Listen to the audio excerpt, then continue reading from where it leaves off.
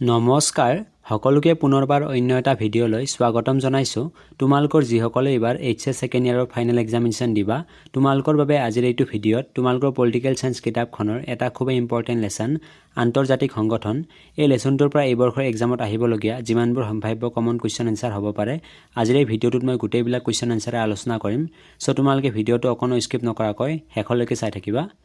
So প্ৰথমতে মই তোমালোকক জনাই দিও যে এইটো লেসনৰ পৰা তোমালোকৰ এই বৰ্ষৰ এক্সামত 6 মাৰ্ক থাকিব আৰু এইটো ভিডিঅ'ত মই 1 to 4 আৰু 6 মাৰ্কৰ সকলোবিলাক ইম্পৰ্টেন্ট কোৱেশ্চন আনসাৰে আলোচনা কৰিম। সো বলা এতিয়া আমি ভিডিঅ'টো আৰম্ভ কৰো। সো ইয়াতে প্ৰথম কোৱেশ্চনটো দিয়া আছে ৰাষ্ট্ৰসংঘ কি? ৰাষ্ট্ৰসংঘ কেতিয়া প্ৰতিষ্ঠা কৰা হয়? এই কোৱেশ্চনটো খুবই ইম্পৰ্টেন্ট হয় তোমালোকৰ এই বৰ্ষৰ এক্সামৰ বাবে। ইয়াৰ এনসাৰটো হৈছে ৰাষ্ট্ৰসংঘ হৈছে এটা আন্তৰ্জাতিক সংগঠন 1945 চনৰ অক্টোবৰৰ 24 তাৰিখে ৰাষ্ট্ৰসংঘ প্ৰতিষ্ঠা কৰা হয়। সো এনসাৰটো তোমালোকে ভালকৈ মনত ৰাখি থবা যে ৰাষ্ট্ৰসংঘ হৈছে এটা আন্তৰ্জাতিক সংগঠন আৰু 1945 চনৰ 24 অক্টোবৰ তাৰিখে ৰাষ্ট্ৰসংঘ প্ৰতিষ্ঠা কৰা হয়। আৰু তোমালোকক এক্সামত কেতিয়াবা সুধি দিয়ে যে ৰাষ্ট্ৰসংঘ প্ৰতিষ্ঠা দিবস কেতিয়া, তেতিয়া তোমালোকে ইয়াৰ এনসাৰত লিখিবা যে 24 অক্টোবৰ। সো এতিয়া নেক্সট কোৱেশ্চনটো লৈ ৰাষ্ট্ৰসংঘৰ নিৰাপত্তা পৰিষদৰ স্থায়ী সদস্য ৰাষ্ট্ৰ কেইখনমানৰ নাম লিখা। এই কোৱেশ্চনটো খুব ইম্পৰ্টেন্ট হয় আৰু এক্সামত তোমালোকক কেতিয়াবা এই কোৱেশ্চনটো এনে ধৰণৰ দিয়ে যে ৰাষ্ট্ৰসংঘৰ নিৰাপত্তা পৰিষদৰ দুখন স্থায়ী সদস্য ৰাষ্ট্ৰৰ নাম লিখা। ইয়াৰ এনসাৰটো হৈছে আমেৰিকা যুক্তৰাষ্ট্ৰ, Soviet union, Russia, great Britain, France, চীন। তোমালোকক এক্সামত ইয়াৰে যিকোনো দুখন ৰাষ্ট্ৰৰ নাম লিখিব দিব বা কেতিয়াবা তোমালোকক কুৱেশ্যনত দুখন ৰাষ্ট্ৰ বুলি উল্লেখ নকৰি কেইখনমানৰ নাম লিখিবলৈ দিয়ে তেতিয়া তোমালোকে গোটেই কেইখন ৰাষ্ট্ৰৰ নাম লিখি থৈ দিবা। সো এতিয়া কুৱেশ্যন নম্বৰ 3 টো লৈ যুদ্ধ কৰাতকৈ বকবকনিয়ে ভাল এই মন্তব্যটো কাৰ? ইয়াৰে এনসাৰটো হৈছে এই মন্তব্যটো চাৰ্চিলৰ, অৰ্থাৎ চাৰ্চিলে এই মন্তব্যটো আগবঢ়াইছিল। এতিয়া কুৱেশ্যন নম্বৰ 4 টো লৈ ভাৰতে কোন চনত ৰাষ্ট্ৰসংঘত যোগদান কৰে? ইয়াৰ এনসাৰটো হৈছে 1945 চনৰ 30 অক্টোবৰত। এই কুৱেশ্যনটো প্ৰিভিয়াছ আৰু ৰিপিট হোৱা কুৱেশ্যন হয় আৰু খুবেই ইম্পৰ্টেন্ট, সো এইটো ভালকৈ মনত ৰাখিবা যে ভাৰতবৰ্ষই 1945 চনৰ 30 অক্টোবৰ তাৰিখে ৰাষ্ট্ৰসংঘত যোগদান কৰিছিল। এতিয়া কুৱেশ্যন নম্বৰ 5 টো লৈ কোনখন দেশে ৰাষ্ট্ৰসংঘত আটাইতকৈ বেছি অৱদান আগবঢ়াইছে? ইয়াৰ এনসাৰটো হৈছে আমেৰিকাই, যে আমেৰিকাই ৰাষ্ট্ৰসংঘত সকলোতকৈ বেছি অৱদান আগবঢ়াইছে। এতিয়া কুৱেশ্যন নম্বৰ 6 টো লৈ নিৰাপত্তা পৰিষদৰ স্থায়ী আৰু অস্থায়ী সদস্য হ'বলৈ হ'লে ৰাষ্ট্ৰখনৰ কি কি গুণ থাকিব লাগিব? এই কুৱেশ্যনটো ভেৰি ইম্পৰ্টেন্ট হয়। ইয়াৰ এনসাৰটো হৈছে নিৰাপত্তা পৰিষদৰ স্থায়ী আৰু অস্থায়ী সদস্য হ'বলৈ হ'লে এই গুণসমূহ থাকিব লাগিব। নম্বৰ 1 এটা বুজন পৰিমাণৰ অৰ্থনৈতিক ক্ষমতা, নম্বৰ 2 বুজন পৰিমাণৰ সামৰিক ক্ষমতা, নম্বৰ 3 ৰাষ্ট্ৰসংঘৰ বাজেটলৈ আকৰ্ষণীয় বৰঙণি, নম্বৰ 4 জনসংখ্যাৰ ফালৰ পৰা এখন বৃহৎ ৰাষ্ট্ৰ, নম্বৰ 5 গণতন্ত্ৰ আৰু মানৱ অধিকাৰক সন্মান জনোৱা ৰাষ্ট্ৰ, নম্বৰ 6 বিশ্বৰ ভৌগোলিক অৰ্থনৈতিক ব্যৱস্থা সাংস্কৃতিক বিভিন্নতাৰ মাজত পৰিসৰক বেছি প্ৰতিনিধিত্ব কৰা। সো ৰাষ্ট্ৰসংঘৰ নিৰাপত্তা পৰিষদৰ স্থায়ী আৰু অস্থায়ী সদস্য হ'বলৈ হ'লে এই গুণসমূহ থাকিব লাগিব। এতিয়া কুৱেশ্যন নম্বৰ 7 টো লৈ নিৰাপত্তা পৰিষদৰ কেইজন স্থায়ী সদস্য আছে? ভেটো ক্ষমতা কি আৰু কোনে প্ৰয়োগ কৰিব পাৰে? এই কুৱেশ্যনটো ভেৰি ইম্পৰ্টেন্ট হয়। ইয়াৰ এনসাৰটো হৈছে নিৰাপত্তা পৰিষদৰ 5জন স্থায়ী সদস্য আছে। 5জন স্থায়ী সদস্যই ভেটো ক্ষমতা প্ৰয়োগ কৰিব পাৰে। নিৰাপত্তা পৰিষদত ভোটৰ সহায়ত যিকোনো সিদ্ধান্ত গ্ৰহণ কৰা হয়। এজন সদস্যৰ মাত্ৰ এটা ভোট থাকে। যদি এজন স্থায়ী সদস্যই এটা নেতিবাচক ভোট দিয়ে তেতিয়া স্থায়ী অস্থায়ী সদস্যৰ সকলো ভোটৰ মিলিত সিদ্ধান্ত নাকচ হয়। এই নেতিবাচক ভোটকে ভেটো ক্ষমতা বোলে। ভেটো ক্ষমতাটো খুবেই ইম্পৰ্টেন্ট হয় তোমালোকৰ এক্সামৰ বাবে, সো এইটো ভালকৈ মনত ৰাখি থবা। কুৱেশ্যন নম্বৰ 8 লৈ আগবঢ়াৰ আগতে তোমালোকৰ সৰু এটা ৰিকুৱেষ্ট, তোমালোকৰ যদি কোনোবাই এই চেনেলটোত নতুনকৈ আহিছা তেতিয়াহ'লে এই চেনেলটোক এতিয়াই ছাবস্ক্ৰাইব কৰি লোৱা, কিয়নো 2024 বৰ্ষৰ এইচএছ ফাইনেল এক্সামৰ বাবে মই কমপ্লিট ফ্ৰীতে প্ৰিপাৰেশ্যন কৰাইছোঁ এইটো চেনেলৰ যোগেদি। সো তোমালোকে ছাবস্ক্ৰাইব কৰি থ'লে খুবেই হেল্পফুল হ'ব। এতিয়া কুৱেশ্যন নম্বৰ 8 টো লৈ বৰ্তমান ৰাষ্ট্ৰসংঘৰ সচিব প্ৰধান কোন? এই কুৱেশ্যনটো প্ৰিভিয়াছ আৰু ৰিপিট হোৱা কুৱেশ্যন হয়, সো এইটো ভালকৈ চাই থবা। ইয়াৰ এনসাৰটো হৈছে বৰ্তমান ৰাষ্ট্ৰসংঘৰ সচিব প্ৰধান হৈছে এণ্টিঅ' গুটাৰেছ। এতিয়া কুৱেশ্যন নম্বৰ 9 টো লৈ ৰাষ্ট্ৰসংঘৰ প্ৰতিষ্ঠাৰ সময়ত ৰাষ্ট্ৰসংঘৰ চনদত কিমান সদস্যই চহী কৰিছিল? এই কুৱেশ্যনটো প্ৰিভিয়াছ আৰু ৰিপিট হোৱা কুৱেশ্যন হয়, সো এইটো ভালকৈ চাই থবা যে যেতিয়া ৰাষ্ট্ৰসংঘৰ প্ৰতিষ্ঠা হৈছিল তেতিয়া কিমানখন ৰাষ্ট্ৰই তাত চহী কৰিছিল? ইয়াৰ এনসাৰটো হৈছে 51খন ৰাষ্ট্ৰই তাত চহী কৰিছিল। এতিয়া কুৱেশ্যন নম্বৰ 10 টো লৈ ৰাষ্ট্ৰসংঘৰ মূল উদ্দেশ্যটো কি? ইয়াৰ এনসাৰটো হৈছে ৰাষ্ট্ৰসংঘৰ মূল উদ্দেশ্যটো হ'ল আন্তৰ্জাতিক শান্তি আৰু নিৰাপত্তা ৰক্ষা কৰা, অৰ্থাৎ ৰাষ্ট্ৰসংঘই গোটেই বিশ্বতে শান্তিৰ প্ৰতিষ্ঠা কৰে। সো এই কুৱেশ্যনটো খুবেই ইম্পৰ্টেন্ট হয়, এইটো ভালকৈ চাবা।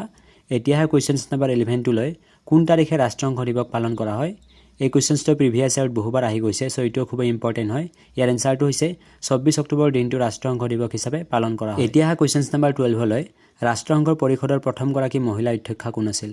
এই কুৱেশ্যনটো ভেৰি ইম্পৰ্টেন্ট হয়, সো ইয়াৰ এনসাৰটো হৈছে বিজয়া লক্ষ্মী পণ্ডিত, অৰ্থাৎ ৰাষ্ট্ৰসংঘৰ এওঁ প্ৰথম মহিলা অধ্যক্ষা আছিল। এতিয়া কুৱেশ্যন নম্বৰ 13 টো লৈ বিগ 3 বুলিলে কি বুজা? এই কুৱেশ্যনটো ভেৰি ইম্পৰ্টেন্ট হয়। ইয়াৰ এনসাৰটো হৈছে ৰুজভেল্ট, চাৰ্চিল আৰু ষ্টেলিন, অৰ্থাৎ এই তিনিওগৰাকী ব্যক্তিকে বিগ 3 বুলি কোৱা হয় সো ভালকৈ মনত ৰাখিবা এই কেইজনৰ নাম এতিয়া কোৱেশ্চনছ নম্বৰ 14 টু লৈ পাৰিপাৰ্শ্বিকতা কাৰ্যসূচী সম্পৰ্কীয় আন্তঃৰাষ্ট্ৰীয় অভিধাৰণাটোৰ নাম লিখা এই কোৱেশ্চনটো ভেৰি ইম্পৰ্টেন্ট হয় ইয়াৰ এনসাৰটো হৈছে ইউএনপি আৰু কেতিয়াবা তোমালোকক এক্সামত ইউএনপিৰ ফুল ফৰ্মটো সোধে ইয়াৰ এনসাৰটো হৈছে ইউনাইটেড নেশনছ এনভাইৰনমেন্ট প্ৰগ্ৰাম এতিয়া কোৱেশ্চনছ নম্বৰ 15 টু লৈ ৰাষ্ট্ৰসংঘৰ নিৰাপত্তা পৰিষদৰ কিমানখন স্থায়ী আৰু অস্থায়ী সদস্য ৰাষ্ট্ৰ আছে ইয়াৰ এনসাৰটো হৈছে ৰাষ্ট্ৰসংঘৰ নিৰাপত্তা পৰিষদৰ 5খন স্থায়ী আৰু 10খন অস্থায়ী সদস্য ৰাষ্ট্ৰ আছে সো এই কোৱেশ্চনটো খুব ইম্পৰ্টেন্ট হয় এইটো ভালকৈ মনত ৰাখি থবা যে ৰাষ্ট্ৰসংঘৰ 5খন স্থায়ী সদস্য আছে আৰু 10খন অস্থায়ী সদস্য আছে আৰু এই কেইখন ৰাষ্ট্ৰৰ নাম মই অলৰেডি ডিসকাস কৰিছোৱে সো এতিয়া কোৱেশ্চনছ নম্বৰ 16 টু লৈ ৰাষ্ট্ৰসংঘৰ অংগ কেইটা আৰু কি কি এই কোৱেশ্চনটো খুব ইম্পৰ্টেন্ট হয় আৰু এক্সামত বহুবাৰ ৰিপিট হৈছে এই কোৱেশ্চনটো ইয়াৰ এনসাৰটো হৈছে ৰাষ্ট্ৰসংঘৰ প্ৰধান অংগ হৈছে 6টা হেবোৰ হল নম্বৰ 1 সাধাৰণ সভা জেনাৰেল এছেম্বলি নম্বৰ 2 নিৰাপত্তা পৰিষদ সিকিউৰিটি কাউন্সিল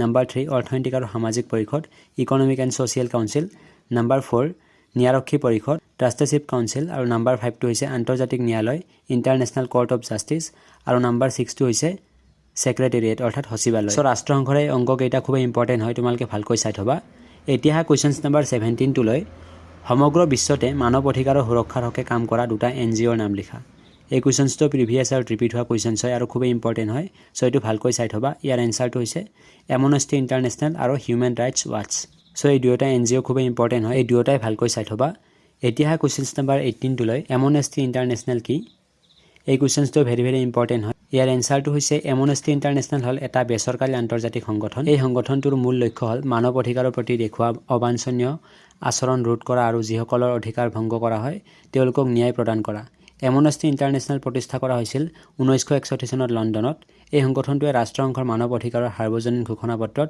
উল্লেখিত আটাইবোৰ মানৱ অধিকাৰৰ বিষয়ৰ প্ৰতি সন্মান প্ৰদৰ্শন কৰে সো এটো ভালকৈ চাবা এতিয়া কোৱেশ্চনছ নম্বৰ 19 টু লৈ হিউম্যান ৰাইটছ ওয়াচ কি এই সংগঠনটো খুব ইম্পৰ্টেন্ট হয় ইয়াৰ এনসাৰটো হৈছে হিউম্যান ৰাইটছ ওয়াচ হল এটা স্বাধীন আন্তৰ্জাতিক বেচৰকাৰী অনুষ্ঠান এই অনুষ্ঠানটো 1978 চনত প্ৰতিষ্ঠা কৰা হৈছিল হিউম্যান ৰাইটছ ওয়াচক পূৰ্বতে হেলচিনকি ওয়াচ নামেৰে জনা গৈছিল ইয়াৰ মুখ্য কাৰ্যালয় হল নিউয়ৰ্ক চহৰত হিউম্যান ৰাইটছ ওয়াচে মানৱ অধিকাৰৰ ক্ষেত্ৰত গৱেষণা কৰি ইয়াৰ সপক্ষে যুক্তি প্ৰদৰ্শন কৰে আমেৰিকা যুক্তৰাষ্ট্ৰৰ এইটো হল মানৱ অধিকাৰৰ ৰক্ষাৰ ক্ষেত্ৰত আটাইতকৈ ডাঙৰ সংগঠন সো এটো ভালকৈ চাই থবা এতিয়া কোৱেশ্চনছ নম্বৰ 20 লৈ ৰাষ্ট্ৰসংঘৰ প্ৰথম গৰাকী সচিব প্ৰধান কোন আছিল এই কোৱেশ্চনটো ভেৰি ইম্পৰ্টেন্ট হয় আৰু প্ৰিভিয়াছ আৰু ৰিপিট হোৱা কোৱেশ্চনছ হয় ইয়াৰ এনসাৰটো হৈছে ৰাষ্ট্ৰসংঘৰ প্ৰথম গৰাকী সচিব প্ৰধান আছিল নৰৱেৰ ট্ৰিভিলি এতিয়া কোৱেশ্চনছ নম্বৰ 21 লৈ ভেটো ক্ষমতাই কি বুজায় এই ভেটো ক্ষমতাটো খুব ইম্পৰ্টেন্ট হয় সো এটো ভালকৈ চাই থবা ইয়াৰ এনসাৰটো হৈছে ৰাষ্ট্ৰসংঘৰ নিৰাপত্তা পৰিষদত যিকোনো সিদ্ধান্ত গ্ৰহণৰ ক্ষেত্ৰত স্থায়ী সদস্য ৰাষ্ট্ৰৰ বিৰোধিতা কৰিব পৰা ক্ষমতাই হল ভেটো ক্ষমতা